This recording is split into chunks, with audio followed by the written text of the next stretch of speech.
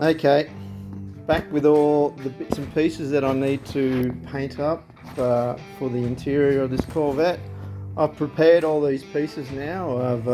As you would have seen in the previous videos that I've done, you would have seen that I made this piece up through fiberglass and from the old piece and chopping and putting it all back together. But I'm at this stage now where I've rubbed it all back with 400 wet and I re-primed it again and it's all ready. You would have seen the same with this, where I made the brackets for the back of it to accept the new head unit, so it fits nice and flush all up along here. So you would have seen that. Same thing with that, I'd rubbed it all down with 400. Also the arm piece on the side trim, prime that all up. This piece here goes on the side of the dash near the door, primed it all up. It's where I'm going to stick the tweeter, and I've also primed this bit up. Only needed priming on the edge, and with that you can see that when you compare it with each other, it's got a black guide coat on that primer now. The guide coat's there for when I start rubbing it back, it shows you where I've rubbed and make sure I get all the scratch marks out. It looks like it's black in the picture here, but I assure you it's not. You can see there the primer with the black guide coat all over it. So yeah, it's already just got to do a few little things. For example, I grab this piece here, you'll see right here there's a pinhole.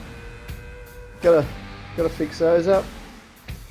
There's another pinhole I noticed right here, which has got to be done. You can see where you need a guide coat. You can see where I've previously scratched everything up. You want to make sure you get all that back. One thing I should mention when it comes to priming, as a painter, I've noticed that the longer you leave the priming before you rub it, the less sink backs you're going to get. Now you can, if you want to, wet rub these back within 24 hours. Go for it, there's not a problem there, but I'm going to let these sit for a couple of days and then I'm going to wet rub them all down, and I'm quite happy to do that. All the sink backs will be gone. The paint job will just look so much better.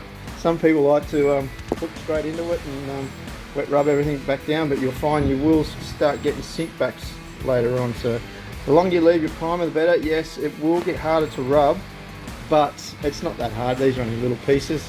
The paints that I've been using, just an Aussie brand, bit of Concept it's called. It's the primer I used. I just used only needed a litre heaps. That's a guide coat that I use. You can use a paint if you want to in a spray can, but I started using this stuff. It's just like a bit of ash really. You can just rub it on with a sponge. It's quite simple. I was going to use this acrylic black satin to make it all look original, but I've decided, as I do always when I change my mind, I've got some of the colour of the car, the Apollo Green 2. I've got some of that made up. I've got the thinners there to go with it. I've got some 2K clear I'll put straight over the top of it, and that should make it look really awesome. These are the guns I use, a few of the old Iwaters. They're 20 years old, these fellas, but they still rock and roll, they still do the trick. See, I've used that over a few years and needs a bit of paint strip on to clean it up. Yeah, and that's what I'll put the primer on with. I've also got another gun up here, an old fella. She goes well too, another Iwata. She lays it on a bit thicker. But for the top coat, I'm probably going to use this one as an old 2K one I used to use. It's an Iwata W400. Probably don't see them around in workshops much these days, but this is what I used to lay all my top coat on, and it used to come out pretty good. So I'm going to use that. It's just a lot easier with when you got your pot above. So when you're spraying things, yeah, it's just more out of the road. It's a lot easier to use. It's more balanced too. So, yeah, I'll be using that for when I do the top coat. So that's what I'm going to do. And don't forget, before you do everything, prep wash everything, wax and grease it, wipe everything down. You can even grease everything, and make sure you use a tack rag too. Okay, in this video I'm just going to rub down one of the pieces, and I'll just show you how I go about it. I've got some 800 sandpaper here, you can see right there. I usually fold it like this into about 3 pieces, and makes it a lot easier to rub down. And the piece I'm going to rub down is just that armrest piece on the right hand side. And as you can see, it's got a guide coat on it, and this is how I go about it. Wet it up a bit. Start rubbing it back. You don't need to do a block. If you're doing a panel on a car, you would be doing it totally different. This doesn't have to be straight because it's straight enough. But this is all we do. And as you can see, I just give it a quick scuff down here. You can see where I've rubbed it all back. And by giving it a quick scuff, you can see all the scratch marks here and there all around, but the whole idea is to rub it back to primer.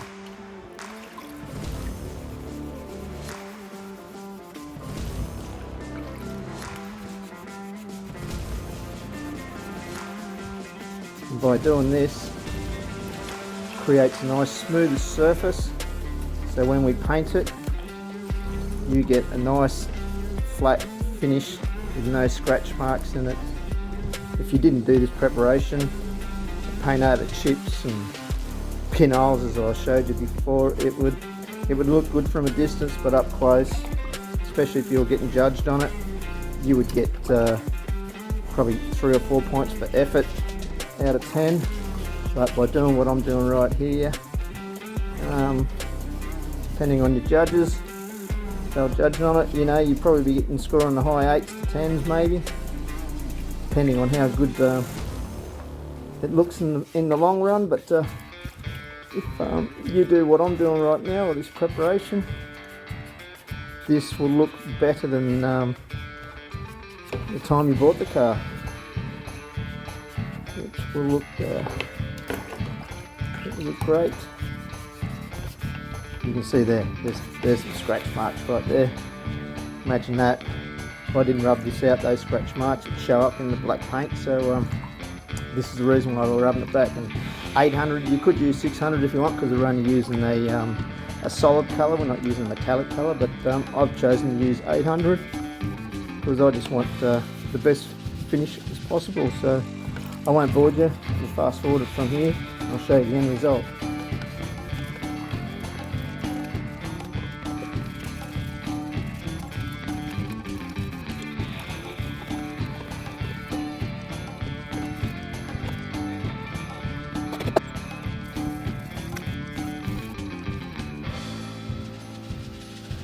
Okay, so there you go. You see how long it took me. It took me all of probably about 8 or 10 minutes to rub all this down. Now you can see it's all nice and smooth now. Everything's all prepared. There's no scratch marks on there. Forget about that water. But that's how you want it to look. Ready for paint. So that's how you do it. So you want a really good paint job on your pieces.